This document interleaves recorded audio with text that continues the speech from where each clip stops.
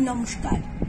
প্রাঙ্গণ সাহিত্য পত্রিকা আয়োজিত প্রাঙ্গণ কণ্ঠকলম বিভাগের পক্ষ থেকে আমি স্মৃতি সিংহ রায় প্রাঙ্গণ কবি পায়েল দাসের নতুন দিনের আহ্বানে কবিতা নিবেদন করছি। ধন্যবাদ জানাই প্রাঙ্গণ সাহিত্য পত্রিকাকে। আমার নিবেদন ভালো লাগলে ভিডিওটি শেয়ার করুন এবং সঙ্গে থাকুন প্রাঙ্গণে। নীল দিগন্তের সীমানা পেরিয়ে অন্ধকার আর ঝোপঝাড়ের গণ্ডি ভেদ করে প্রজ্বলিত হচ্ছে নতুন দিনের আলোক রশ্মি।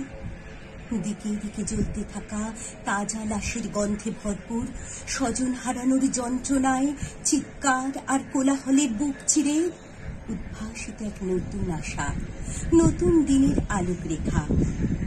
প্রিয়জনকে হারিয়ে শোকাহত মর্মাহত মানুষটির দগ্ধ মনে ভালোবাসার এক টুকরো পরশ বুলিয়ে দিতে দুহাত বাড়িয়ে নতুন বছর।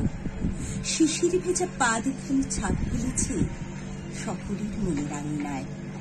হিমের হাওয়ায় দূর দূরান্ত থেকে ভেসে আসে ভালোবাসার সুর, ভালো থাকার দৈববাণী। যেন অনিচ্ছা সত্ত্বেও অকালে চলে যাওয়া প্রিয় মানুষগুলো মেঘের আড়াল থেকে বলছে, নতুন দিনের রঙে নিজেকে রাঙা করো, তোমাকে অনেক পথ চলতে হবে। আমার ফেলে আসা অসম্পূর্ণ কাজ তোমাকেই তো সম্পূর্ণ করতে হবে, তোমাকে বাঁচতে হবে আমি ছাড়াই। হঠাৎ করে অশান্ত মনের উপর মেঘ তুষার পড়ে। ভালো লাগা না লাগা চাওয়া পাওয়ার হিসেব নিকেশ বন্ধ হয়।